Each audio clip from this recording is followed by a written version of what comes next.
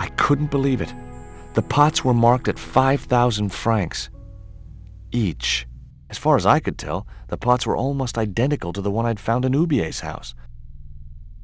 The wasteland. Too minimalistic for too much money. Rectangles in a desolate landscape. Highly cubist.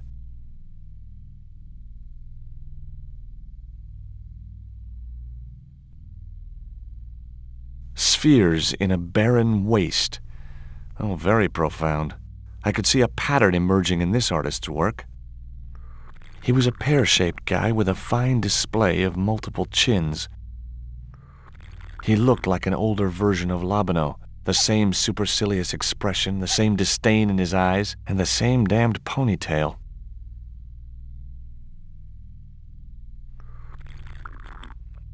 It was a sturdy packing case.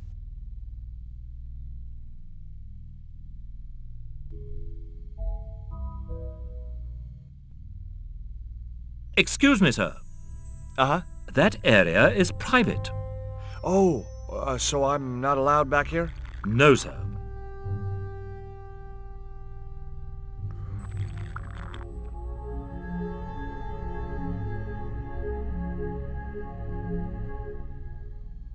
Are you Mr. Glease, the owner? Yes, sir.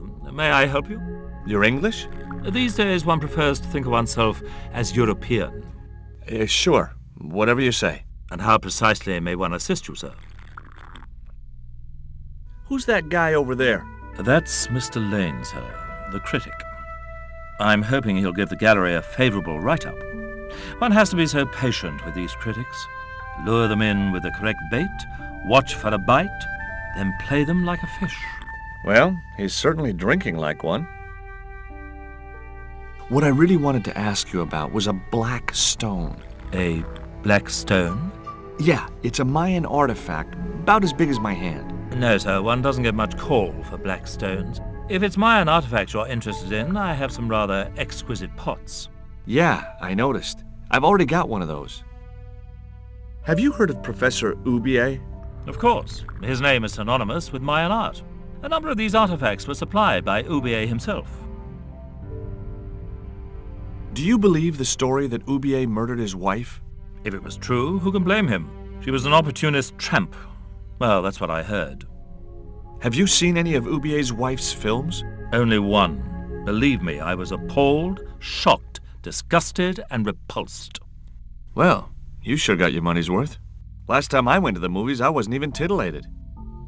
Do you get many Central American Indians in here? No, sir. This is Paris. Central America is several thousand kilometers southwest of here. Straight across the Atlantic Ocean and turn left. You can't miss it. Well, as it happens, I saw some Central American Indians this very morning. Tourists, sir. Paris is full of them at this time of year. I'd like your opinion on this pot. Interesting. Would sir be interested in selling the article? That depends. How much would you give me for it? 300? Possible 325? What? Those other pots are priced at 5,000 francs each. Yes, but this is clearly the work of an inferior, degenerated culture. You mean it's English? Look, why don't you get a second opinion? From who? Mr. Lane, the world-renowned art critic and collector. He's an art critic? I thought there was a carnival in town. I suppose you have an import license for these relics? Of course. But that's not my problem, sir. The professor arranges all the shipping. We simply collect the items from the docks. Could you tell me which docks Professor Hubier uses to import the artifacts? Good God, no. I can't possibly reveal my commercial secrets. I have some questions I'd like to ask about those pots.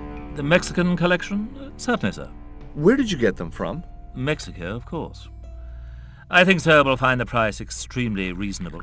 Hey, I'm not interested in buying them. Oh, I see. Well, in that case, you'll excuse me.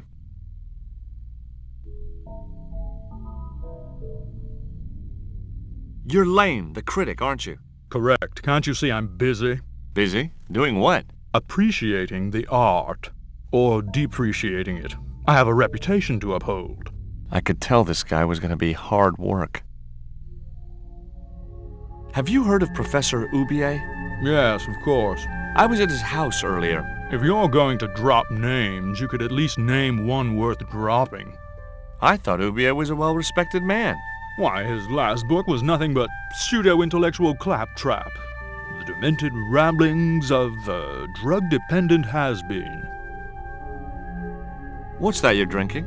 I'm not sure, but I have a suspicion it might be urine.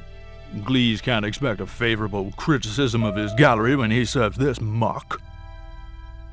Would you give me your opinion on this pot, sir?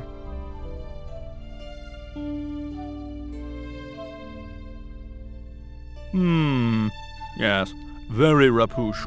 Rapouche? Hideous. What the hell do you think you're doing? You smashed my pot. Certainly, it was not only worthless, it was ugly and offensive. To you, maybe. Believe me, I was doing you a favor. What's the difference between my pot and all those other pots? Yours is broken. Why, you smug, pompous sloth. Sticks and stones, dear boy, sticks and stones. I wasn't going to waste any more breath talking to that pompous blimp. Maybe I could turn the situation to my advantage, and at the same time, get my revenge.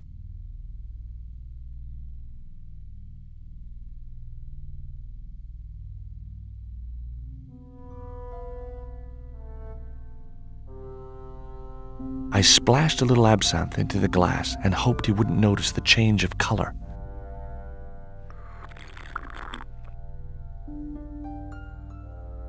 Did you put something in my drink? Yeah, I did. What do you think? Well, it's certainly an improvement over Glease's wine. In fact, I could grow to like it.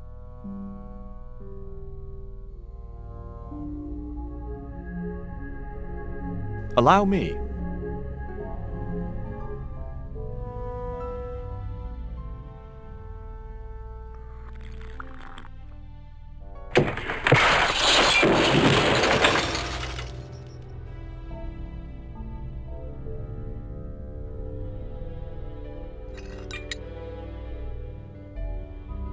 Glease wasn't happy, I could tell. Were those pots very valuable? The pots are insured, but not the shelving.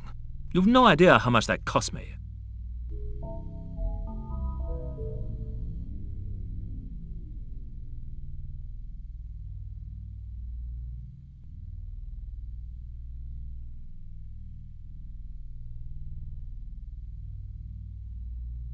There was nothing in the case but styrofoam packing, but pasted on the side was the remains of a label.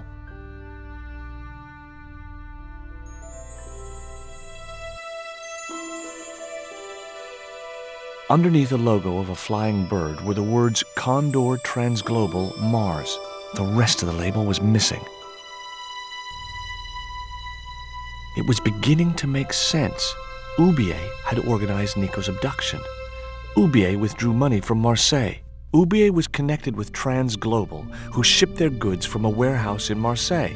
That's how the torn Transglobal label had once read. Marseille, not Mars.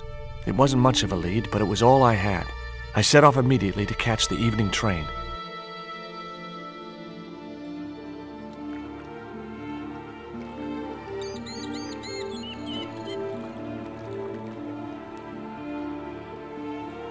It was almost dawn when I arrived in Marseille. I traced Condor Transglobal to a desolate dockside.